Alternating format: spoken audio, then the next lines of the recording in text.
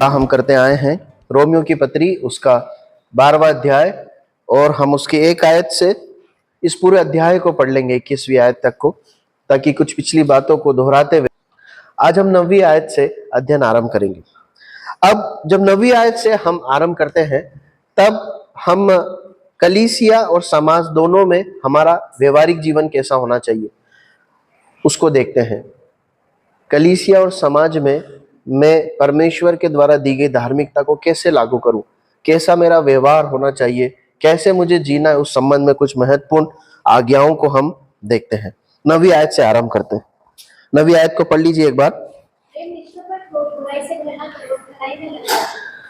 पहली महत्वपूर्ण बात हम सीखते हैं हमारे व्यवहार के संबंध में, वो कैसा होना चाहिए।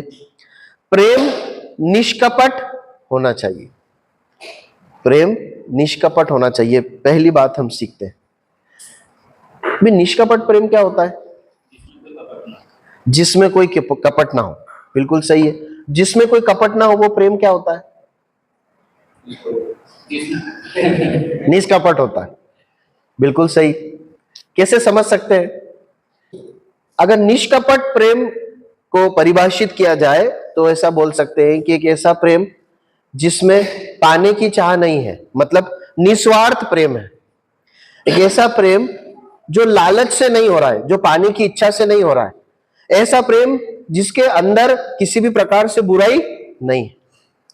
बाइबल बताती है कि हमें ऐसा प्रेम परमेश्वर से करना है और एक दूसरे से करना है। देखिए, जब भी प्रेम करने की बात आती है ना, ये याद रखिए कि ये परमेश्वर से प्रारंभ होता है। बाइबल बताती है परमेश्वर प्रेम है। एक व्यक्ति के अंदर यदि परमेश्वर के प्रति प्रेम और भय नहीं है ना, तो उसके अंदर आपस में, अपने व्यवहार में, अपनी पत्नी, अपने पति, अपने बच्चों, अपनी कलीसिया के भाई बहनों के प्रति प्रेम और आदर आ नहीं सकता। ये एक सिद्धांत। एक व्यक्ति जो परमेश्वर का भय मानता और परमेश्वर से प्रेम करता, वही व्यक्ति अपने परिवार में, अपनी कलीसिया में और समाज में लोगों से प्रेम कर सकता है। लोगों से प्रेम कर सकता है। देखिए, कुछ उदाहरण याद आते हैं क्या जहां पर हम उस प्रेम को देखते हैं? एक भाग को पढ़िए, यूहन्ना का सुसमाचार उसका 11 अध्याय, उसकी 20 आयत, 21 आयत और उसकी 32वीं आयत। यूहन्ना का सुसमाचार 11 अध्याय, 20, 21 और 32वीं आयत, जहां पर हम निस्वार्थ प्रेम के विषय में पढ़ते हैं। काफी हृदय स्पर्शी ये एक भाग है। क्या घटना है? मरियम और मार्था दो बहनें हैं और उनका एक भाई है, उसका नाम क्या है? लाजर। इस पूरे अध्याय को जब आप पढ़ेंगे ना, तो वहां पर इस प्रकार लिखा है, जब वो बहुत बीमार था, इन दोनों बहनों ने क्या करा? मैसेज पहुंचाया। किसके पास? प्रभु यीशु मसीह के पास। क्या मैसेज था? जिससे आप बहुत प्रेम रखते हैं ना, वो बीमार है। समझ रहे? जिससे, ऐसा लिखा है वहां, पढ़िएगा, जिससे प्रभु आप बहुत प्रेम रखते हैं वो लाजर बीमार है। लेकिन प्रभु समय पर पहुंचते हैं क्या? नहीं पहुंचते। जिस भाई को प्रभु यीशु मसीह बचा सकता था, इन दोनों बहनों के भाई को प्रभु यीशु मसीह बचा सकते थे, पहुंच भी सकते थे, लेकिन पहुंचे नहीं, है ना? अब क्या हुआ है? भाई मर गया। मरने के बाद दफना भी दिया। दफना भी दी। हम कोशिश करते हैं मृत्यु के समय पे नहीं है तो कम से कम दफनाने के समय पे हो, है ना? इसी एक प्रेम प्रकट करने का एक तरीका है। इसीलिए भैया एक फ्यूनरल को अटेंड करने के लिए अचानक प्लान बनाकर गए। बहुत स्वाभाविक ऐसा होना, प्रभु वहां भी नहीं थे। अब क्या है? प्रभु यीशु मसीह आ रहे हैं। दफनाए हुए कितने दिन हो गए? 4 दिन हो गए। प्रभु यीशु मसीह आ रहे हैं। अब जब प्रभु यीशु मसीह इनके घर आ रहे हैं, तो ये खबर इनको पता चल गई कि प्रभु आ रहे हैं। क्या प्रत्युत्तर है? सबसे पहले एक बहन जाती है, मार्था। कहां जाती है? किससे मिलने? प्रभु यीशु मसीह से मिलने। कौन से प्रभु यीशु मसीह? जो बुलाने पर समय पर नहीं आए। पता है निस्वार्थ प्रेम क्या है? जब कुछ नहीं मिलेगा तब भी प्रेम है, तब भी आदर है ना? निस्वार्थ प्रेम पता है क्या है? जिसमें परिश्रम है। देखिए, मार्था ने ये नहीं सोचा, जब उसे पता चला प्रभु आ रहे हैं, ये नहीं सोचा हाँ तो आने दो, अब क्या है, आएंगे, बैठ जाएंगे। वो प्रभु से मिलने गई और मिलके क्या कहती है? क्या कहती है? आप आए नहीं प्रभु? नहीं, क्या कहती है? देखते ही पाओ कि गिरकर कहा, हे प्रभु यदि तू होता तो मेरा भाई ना मरता। मेरा भाई मरता नहीं प्रभु, यदि आप होते तो। और उसके बाद पता क्या लिखा है? आपके रोंगटे खड़े हो जाएंगे। वो इस प्रकार कहती, मैं जानती हूँ। जब प्रभु कहते हैं कि तेरा भाई जीवित उठेगा, वो क्या बोलती है? बोलो, मैं जानती हूँ, मैं जानती हूँ प्रभु, वो जीवित उठेगा, पुनरुत्थान के दिन आप उसे जीवित कर देंगे, मैं जानती हूँ। ये है प्रेम, ये है प्रेम। उसके बाद मरियम भी जाती, दौड़कर जाती। एक और भाग हम पढ़ते हैं, यूहन्ना का सुसमाचार, उसका 20वां अध्याय, उसकी 11 से 15 आयत पढ़िए। यूहन्ना का सुसमाचार 20वां अध्याय 11 से 15 आयत। कौन सी घटना है जहां पर प्रभु यीशु मसीह जीवित होने के बाद किसको दिखाई देते हैं? मरियम को। अब देखिए, वो घटना बहुत हृदय स्पर्शी है। कई बहनें आई है ना, वो चली गई है, ये रुकी रही। ये घटना कुछ इस प्रकार है, अगर इसका क्रम आप पढ़ेंगे ना, तो वो क्रम इस प्रकार है कि जब उन्होंने देखा पत्थर हटा हुआ है, अंदर गए, कपड़े हैं लेकिन प्रभु यीशु मसीह नहीं, है ना, और कपड़े जैसे लपेटा था वैसे ही रखे हुए, ठीक है। अभी जो है सब चले गए, मरियम वहां पर है, और प्रभु यीशु मसीह उसको दर्शन दे रहे हैं या उससे बात कर रहे हैं। वो प्रभु यीशु मसीह को क्या कह रही है, क्या समझ रही है? माली समझ रही है। वो पूछते हैं कि तू क्यों रोती है? वो क्या कहती है? वो यीशु मसीह, क्या लिखा है वहां पर, वो क्या कहती है मरियम? वो मेरे प्रभु को उठाकर लेके गए। वो जो मर गया है वो कौन है? मेरा प्रभु है।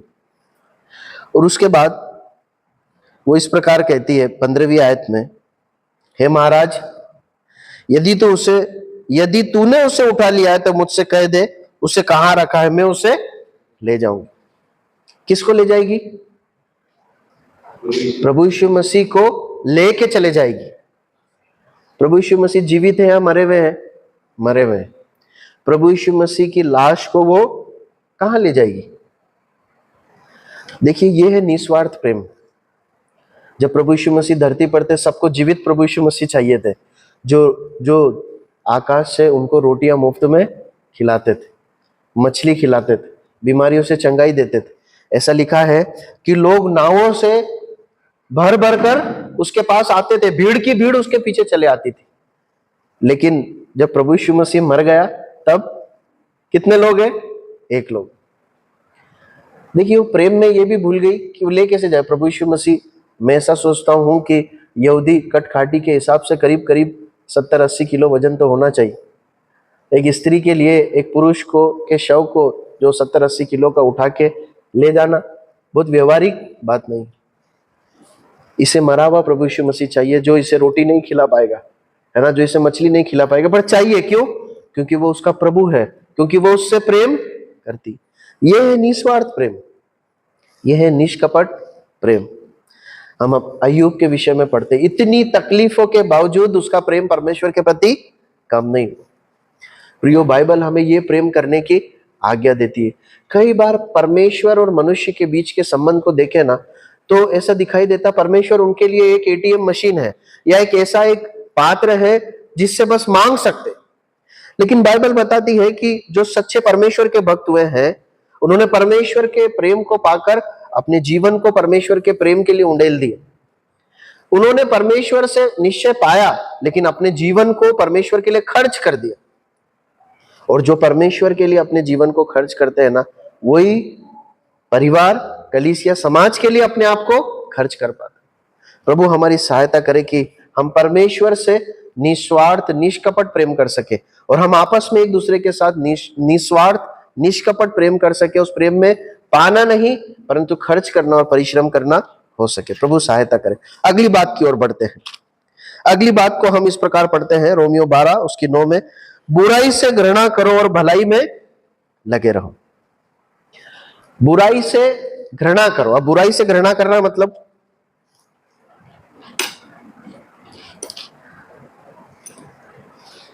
मतलब यदि मैं अपने भाई से, अपनी बहन से बुरा व्यवहार करता हूं, उसके साथ बुरा करता हूं, पाप करता हूं, इस बात से मुझे क्या आना चाहिए? घृणा आनी चाहिए। मतलब यदि मुझसे ऐसा हो जाए तो ये मेरे लिए, मेरे मन में एक घृणास्पद बात ठहरना चाहिए।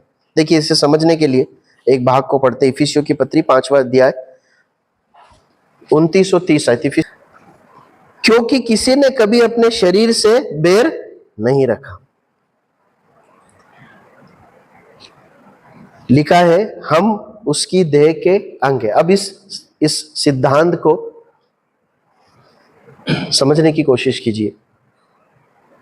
हम कलीसिया में एक दूसरे के अंग है, ये देह मसीह की देह और हम एक दूसरे के अंग है। इफिसियों की पत्री 5वां अध्याय हमें बताता है कि कोई भी अपनी देह से बैर नहीं रखता। मतलब हमारे शरीर में कभी ऐसा नहीं होता कि एक अंग दूसरे अंग से बैर रखे। ऐसा होता है क्या कभी? ये बहुत अस्वाभाविक है, ये कभी नहीं होता है। जैसे हमारी शारीरिक देह में एक अंग दूसरे अंग से या एक अंग देह से बैर नहीं रख सकता, वैसे ही कलीसिया में भी ऐसा संभव नहीं होना चाहिए, या ऐसा संभव नहीं है कि एक भाई दूसरे भाई से क्या करे? बैर करे, बुरा व्यवहार करे या घृणा करे। ये उनके व्यवहारिक जीवन के विपरीत एक बात है, आपको मालूम है। लेकिन फिर भी शरीर में ऐसी एक अवस्था आती है जब ऐसा होता है कि शरीर को नुकसान पहुंचाता है। मालूम है कौन सी अवस्था है? कैंसर है। हाँ, ऑटो इम्यून डिजीज जो होती है ना, ऑटो इम्यून डिजीज जिसे हम बोलते हैं, हमारी बहन बीजी दीदी को है, कई लोगों को है, हम जिनके लिए प्रार्थना करते हैं। कैंसर या ऑटो इम्यून डिजीज क्या होती है? जिसमें हमारा शरीर ही हमारे शरीर को क्या करना लगता है? मारने लगता है। इसका अंत परिणाम क्या है? मृत्यु। प्रियो, हमें ऐसी बीमारी से बचकर रहना है। क्या करना है? बुराई से घृणा करना है। देखिए, संसार और परमेश्वर के लोगों के बीच में एक बहुत स्वाभाविक अंतर क्या है मालूम है? उन्हें पाप करने में, बुराई करने में मजा आता है, आनंद आता है। और एक विश्वासी पाप और बुराई करने से घृणा करेगा। वो उसे आकर्षित जरूर करता है, लेकिन वो उससे घृणा करेगा। ये उसका नया स्वभाव है जो पाप के प्रति उसके अंदर घिन को या घृणा को उत्पन्न करता है। इसलिए हमारे अंदर एक दूसरे के प्रति बैर, कड़वाहट नहीं होना चाहिए। ऐसा है तो हमें उससे नहीं, सामने वाले से नहीं, अपने आप से घिन या घृणा आनी चाहिए। प्रभु सहायता करे। आगे बढ़ते हैं। निष्कपट प्रेम करना, बुराई से दूर रहना। और तीसरी बात को हम पढ़ते हैं रोमियो 12:10 में, भाईचारे के प्रेम में एक दूसरे के प्रति संवेदनशील होना। संवेदनशील होना। अब एक दूसरे के प्रति संवेदनशील होने का क्या मतलब है? लिखा है भाई के प्रेम में एक दूसरे पर माया रखो, एक दूसरे के प्रति सेंसिटिव रहो, संवेदनशील रहो। ऐसा लिखा है, तो यदि होना है तो इसे समझना पड़ेगा। क्या है इसका मतलब? देखिए, पढ़िए 1 कुरिन्थियों 12:26। एक अंग दुख पाता है तो दूसरा भी दुख पाता है, एक की बड़ाई होती है तो दूसरे की बड़ाई होती है। अब बताइए कि आपस में संवेदनशीलता रखने का अर्थ क्या है? एक दूसरे की अवस्था को समझते हुए उसके साथ सहानुभूति रखना। प्रेम में संवेदनशील रहना है, ऐसा लिखा है। इसका अर्थ यह है कि हमें एक दूसरे की आवश्यकताओं, जरूरतों, परिस्थितियों के प्रति संवेदनशील रहना है, सहानुभूति दिखाना है। ऐसा समझना है जैसे उस अवस्था में मैं हूं। देखिए, हम जब कलीसिया में एक अंग होकर जी रहे हैं ना, तो परमेश्वर का वचन बताता है हमारा स्वभाव नीरस नहीं होना चाहिए, है ना? ऐसा नहीं होना चाहिए। कलीसिया एक ऐसा संगठन नहीं है जिसमें लोग बस आते हैं, गीत गाते हैं, प्रार्थना करते हैं, मेज में से सहभागी होते हैं, बाइबल पढ़ते और चले जाते। नहीं, ये एक संगति है। जब सामूहिक रीति से हम मिलते हैं तो हम परमेश्वर के साथ संगति करते हैं और एक दूसरे के साथ भी संगति करते हैं।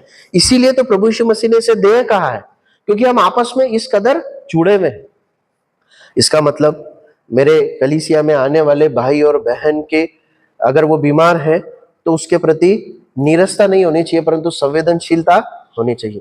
वो बीमार है, जैसे वो दर्द में है, आप उस दर्द में नहीं है, पर आपके हृदय में वो दर्द या उसके प्रति सहानुभूति होना है। उसके बाद केवल इतने ही काफी नहीं है, एक सच्ची संवेदनशीलता जो है ना, वो केवल भावनाओं में नहीं होती, वो व्यवहार में भी होना चाहिए। देखिए एक और आयत पढ़िए, याकूब 2 का 15-16। अब यहां पर आपसी संवेदनशीलता केवल मन में नहीं परंतु व्यवहार में होनी चाहिए। उसका एक बहुत उचित उदाहरण हम देखते हैं।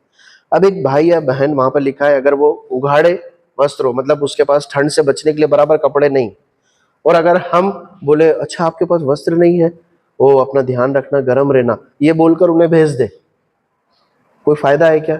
नहीं। अगर हमारी संवेदनशीलता, ध्यान दीजिएगा, हमारे आपसी व्यवहार में यदि हमारी संवेदनशीलता भावना मन से व्यवहार में नहीं बदल रही है ना, तो फिर कुछ समस्या है, कुछ समस्या। हमारा संवेदनाएं मन के साथ व्यवहार में भी दिखाई देनी चाहिए। हम परमेश्वर को जब देखते हैं, परमेश्वर का प्रेम जब हम पर प्रकट हुआ, दया हुई, वो व्यवहार में कहां दिखा? कहां दिखा? परमेश्वर का प्रेम प्रैक्टिकली कहां देखते हैं हम? कलवरी के क्रूस पर देखते हैं। हमारे प्रभु यीशु मसीह को प्रेम में हम बलिदान। एक प्रभु के दास ने इस प्रकार कहा है कि यदि परमेश्वर के प्रेम को देखना है तो कहां देखो? क्रूस की ओर देखो, क्रूस पर देखो, परमेश्वर का प्रेम दिखाई देता है। उसके प्रेम की भलाई इस रीति से प्रकट हुई कि प्रभु यीशु मसीह क्रूस पर मरा। प्रभु हमारी सहायता करें। हम एक दूसरे की आवश्यकताओं के प्रति, चाहे वो कैसी भी आवश्यकता हो, हर बार आवश्यकता मतलब धन की नहीं होती, धन के अलावा भी अनेक बातें होती है जहां पर हमें अपने भाई बहनों के साथ संवेदनशीलता हृदय से भी प्रकट करना है और व्यवहार से भी उनकी मदद करके भी प्रकट करना। आगे बढ़ते हैं। फिर वहां पर ऐसा लिखा है रोमियो 12 का 10 में, परस्पर आदर करने में एक दूसरे से बढ़ चलो। परस्पर आदर करने में एक दूसरे से बढ़ चलो। अब इसका मतलब क्या है? परस्पर आदर करने में एक दूसरे से बढ़ चलो, इसका मतलब क्या है? एक दूसरे को आदर दो। वैसा लिखा है क्या? वहां तो ऐसा लिखा है बढ़ चलो, एक दूसरे से आदर देने में बढ़ चलो। हाँ, मतलब भाई सुधांशु मुझे जितना आदर देते हैं मैं उससे ज्यादा आदर उनको दूंगा, ये मेरे हृदय की मनसा होने चाहिए, है ना। देखिए कलीसियाई व्यवहार है ना, सामाजिक संगठन से एकदम विपरीत है।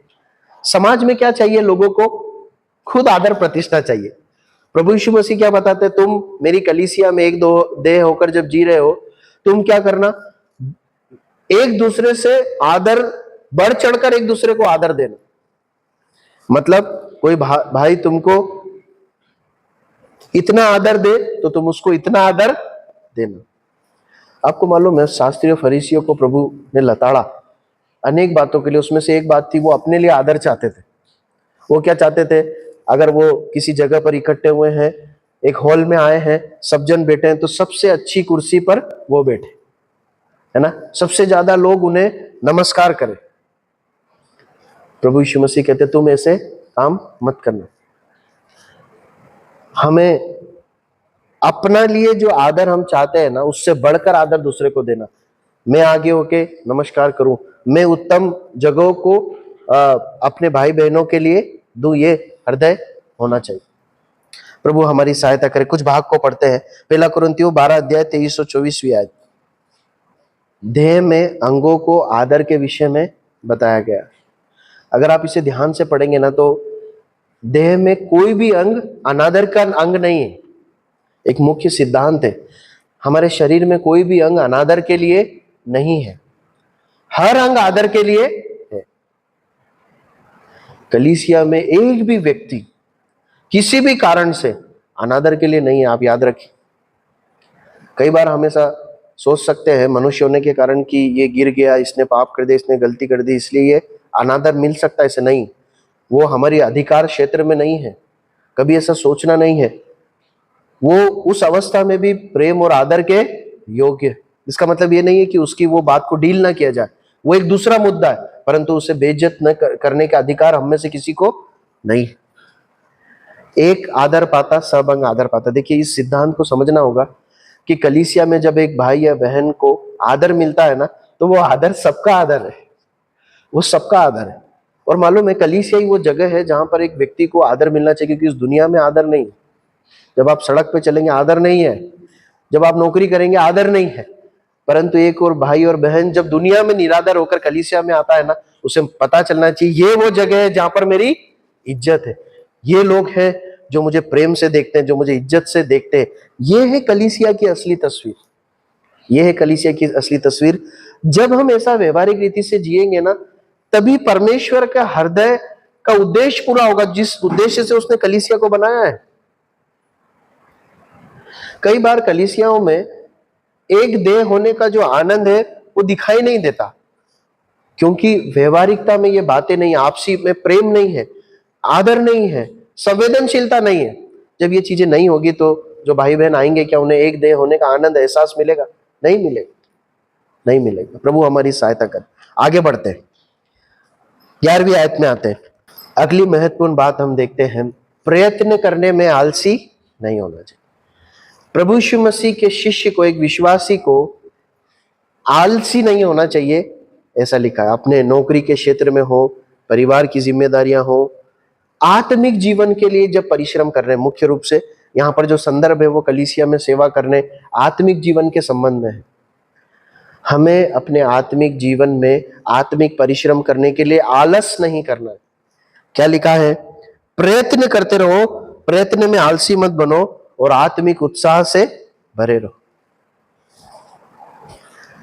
पता है, कई बार हमारे आत्मिक पराजय का कारण क्या होता है मालूम है?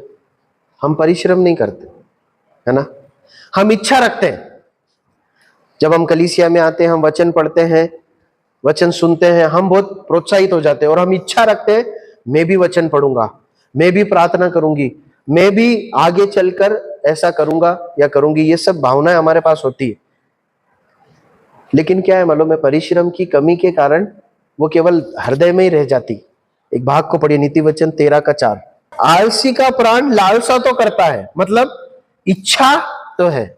आपको मालूम है, इच्छा सबके मन में होती है, चाहे परिश्रमी हो या चाहे आलसी हो, इच्छा सबके मन में होती है। लेकिन क्या लिखा है? पर उसको कुछ मिलता नहीं। क्यों नहीं मिला?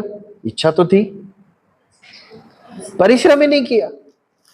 आपको मालूम है, कई बार विश्वासी जन आत्मिक जीवन में बढ़ नहीं पाते, उन ऊंचाइयों को छू नहीं पाते, उन कार्यों को कर नहीं पाते। क्यों मालूम है? इच्छा की कमी नहीं। इच्छा तो बहुत है, लेकिन परिश्रम थोड़ा सा भी नहीं। जितनी इच्छा है, यदि उतना ही परिश्रम कर ले तो क्या होगा? आत्मिक जीवन में उन ऊंचाइयों को छू लेंगे। हमारे कलीसिया में बहुत सारे बच्चे हैं, बेटे हैं। सब बच्चों की इच्छा क्या है? सबसे अच्छे नंबर मेरे ही एग्जाम में आने चाहिए, है ना। कोई बच्चा ऐसा सोचता है क्या? क्यों बच्चों को किसी ने सोचा है क्या मेरे ना इस बार एग्जाम में सबसे कम नंबर आए? ऐसा सोचते हैं क्या मन? आया नहीं। मन में क्या इच्छा? सबसे ज्यादा नंबर मेरे आना चाहिए। आते हैं क्या? कई बार आते, कभी नहीं भी आते। कारण क्या है? इच्छा है पर परिश्रम नहीं है, काम नहीं। मैं आपको एक बात बताऊं, आत्मिक जीवन में कई बार कई विश्वासियों का पूरा जीवन बीत जाता है, इच्छाएं रह जाती है, कार्य नहीं होते। एक भाग को पढ़िए, नीति वचन 21:25, प्रोवर्ब्स 21 अध्याय उसकी 25वीं आयत। आलसी अपनी इच्छाओं में मर जाता है। प्रयोग कई विश्वासियों के जीवन को आप देखेंगे ना, तो इस अवस्था में वो बरसों से आत्मिक जीवन में बढ़ने की, वचन सीखने की, आगे कलीसिया की जिम्मेदारी उठाने की इच्छा रखते। नीति वचन बताता है कि आलसी अपनी लालसाओं में ही मर जाता है। वो कभी जो इच्छा की उसे पा ही नहीं पाता, वैसा बन ही नहीं पाता। क्यों? क्योंकि परिश्रम नहीं की। प्रियो, यदि परिश्रम नहीं करेंगे ना, तो आज जो इच्छा है वो मन में ही रह जाएगी, कल भी रहेगी, परसों भी रहेगी, कुछ बन नहीं पाएंगे। प्रभु सहायता करे, हम आलसी ना हो परंतु परिश्रम करें, ताकि परमेश्वर जो हमारे अंदर इच्छाएं उत्पन्न करता है ना, वो हम बन सके आत्मिक जीवन में। हम वचन पढ़ने के लिए परिश्रम करें, पारिवारिक प्रार्थना में परिश्रम करें, प्रभु के पीछे चलने के लिए परिश्रम करें। आगे बढ़ते हैं, 12वीं आयत को पढ़ते हैं। विश्वासी को, अगली मुख्य बात सीखते हैं वो ये है, एक विश्वासी को आशा में आनंदित रहना है, परिस्थितियों पर नहीं, उसके पास जो भौतिक संसाधन है उस पर नहीं।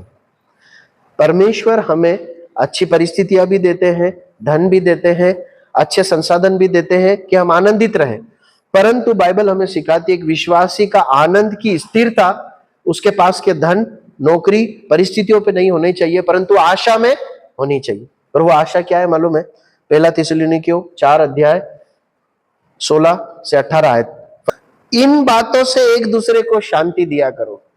एक विश्वासी के जीवन में शांति और आशा का आधार क्या है मालूम है? ये कि उसका प्रभु एक दिन उसे बादलों पर लेने आने वाला। ये एक बात है जो हमारे हृदय को क्या देती है?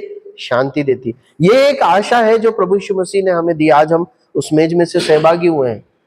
प्रभु यीशु मसीह के मेज में से सहभागी होते समय रोटी तोड़ना, प्याले में से सहभागी होना, ये बताता है कि हमारा प्रभु यीशु एक दिन बादलों पर आएगा। लिखा ये है हमारे जीवन में शांति का कारण। प्रियो, प्रभु सहायता करे, हम इस हमारी भौतिक परिस्थितियां, हालात, इन पर निर्भर होकर नहीं, परंतु प्रभु यीशु मसीह में मिली आशा में शांति के साथ, आनंद के साथ जीवन जी। अगली महत्वपूर्ण बात वहां पर लिखा है 12वीं आयत में, 12 का 12 में, क्लेश में स्थिर रहो।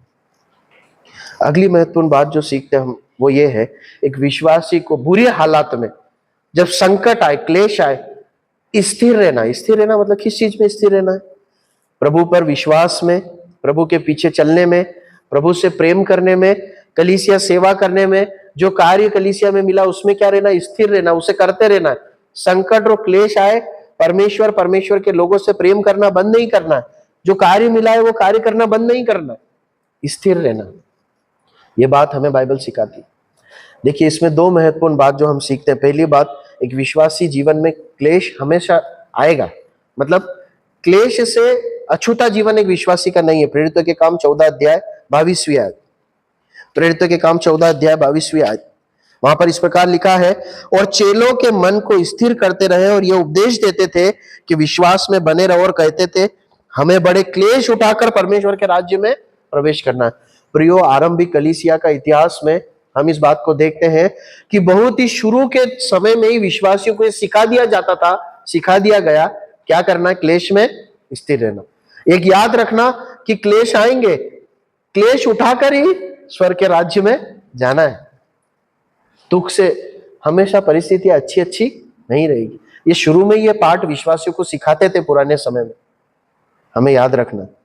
और दूसरी बात, ये महत्वपूर्ण क्यों है मालूम है? क्योंकि शैतान हमारे जीवन में ना क्लेश भेजता है, ऐसी परिस्थितियों का निर्माण करता है कि हम अस्थिर होकर गिर पड़े। देखिए, प्रकाशित वाक्य 2 का 10 लिखा है, प्राण देने तक विश्वास योग्य रहे। वहां लिखा है कि तुम में से कुछ लोगों को शैतान क्या करने वाला है? क्या लिखा है वहां? जेल में डालने वाला। शैतान जेल में डाल सकता है ना? लिखा है ना? प्रियो, हम प्रभु यीशु मसीह के राज्य के शिष्य होकर इस धरती पर अंधकार के राज्य में ज्योति बनकर जी रहे हैं। यह आसान एक बात नहीं। लिखा है कि यह आत्मिक मलयुद्ध है। शैतान हमारे जीवन में ऐसी परिस्थितियों का निर्माण करता है जिससे हमें कष्ट और तकलीफ आए, वो हमारी परिस्थितियों को बिगाड़ता है। लेकिन क्या करना है? स्थिर रहना है, बने रहना है, प्रभु से लिपटे रहना है, प्रभु के कार्य को करते रहना है। प्रभु हमारी सहायता करे। आखिरी बात देखकर समाप्त करते हैं। आखिरी बात क्या लिखी है? रोमियो 12 के 12 में, प्रार्थना में नित्य लगे रहो। प्रार्थना में नित्य लगे रहो। प्रियो, प्रभु से प्रार्थना करते रहेंगे तभी हम स्थिरता का जीवन जी पाएंगे। पढ़िए मत्ती का सुसमाचार 26 अध्याय 41वीं आयत। मत्ती का सुसमाचार 26 अध्याय 41 आयत। पता है प्रार्थना करना क्यों जरूरी है? क्योंकि हम दुर्बल हैं। आप समझ रहे हैं? प्रार्थना हमें क्या देती है? बल देती। आत्मा तो तैयार है परंतु शरीर दुर्बल है। अब देखिए इसका अर्थ क्या है मालूम है? हम आत्मिक रीति से अपनी इच्छाओं में बहुत कुछ करना चाहते हैं, हम स्थिर रहना चाहते हैं, हम प्रभु के पीछे चलना चाहते हैं, प्रभु के लिए काम आना चाहते हैं। हमारी इच्छाएं, हमारा अंदरूनी आत्मिक जो स्वभाव है, इस निर्णय में बहुत मजबूत है, ऐसा लिखा है, लेकिन ऐसा हो नहीं पाता। क्यों? क्योंकि शरीर निर्बल है। ये आत्मिक इच्छा और शरीर का गठबंधन मजबूत कब होगा मालूम है? जब हम प्रार्थना करेंगे। प्रार्थना करके जब हम परमेश्वर से अनुग्रह मांगेंगे, प्रार्थना के द्वारा परमेश्वर की सामर्थ हम में काम करेगी। फिर आप देखेंगे कि जो आत्मिक तैयारी है वो शरीर में दिखाई देगी। जो आत्मा में हमने सोचा है मैं ये करूं, वो करूं, प्रेम करूं, आज्ञा मानूं, पवित्र जीवन जीव, ये शारीरिक रूप से कब दिखाई देगा? जब प्रभु के पास जाकर प्रार्थना करेंगे, प्रभु आप मुझे अनुग्रह दीजिए। एक असफल प्रार्थना जीवन असफल जीवन का निर्माण करता है। एक असफल प्रार्थना जीवन असफल जीवन का निर्माण करता है। एक सफल प्रार्थना जीवन सफल जीवन का निर्माण करता है। जब आप ध्यान मनन करने बैठते हैं, परमेश्वर के वचन को पढ़ते हैं, छोटी छोटी प्रार्थनाएं कीजिए। प्रभु ये बात है, मुझे यहाँ पर अनुग्रह दीजिए। प्रभु ये पाप है, प्रभु ये एक बात है ना, मुझे पाप के लिए बहुत प्रलोभित करती। प्रभु ये एरिया है जहां पर मैं बार बार गिरता हूँ। प्रभु ये एरिया है जहां पर मैं जय नहीं पा रहा हूँ, प्लीज आप मेरी मदद करें। प्रभु मैं ऐसा करना चाहता हूँ, मुझे बल दे, मुझे आत्मिक बल और अनुग्रह की आवश्यकता है। प्रभु मेरे परिवार में इस बात की जरूरत है, आप दीजिए। मेरे बच्चे, मेरी पत्नी, मैं, मेरी कलीसिया, आप प्रभु से मांगिए। अगर प्रार्थना करेंगे प्रभु देगा। प्रभु ने कहा है रोटी मांगोगे तो पत्थर कभी नहीं दूंगा, कभी नहीं दूंगा। प्रभु हमारी सहायता करे, इन वचनों के पढ़े और सुने जाने पर आशीष दे, उसके अनुसार हम परमेश्वर की महिमा के लिए जी सके। प्रभु के नाम की महिमा हो।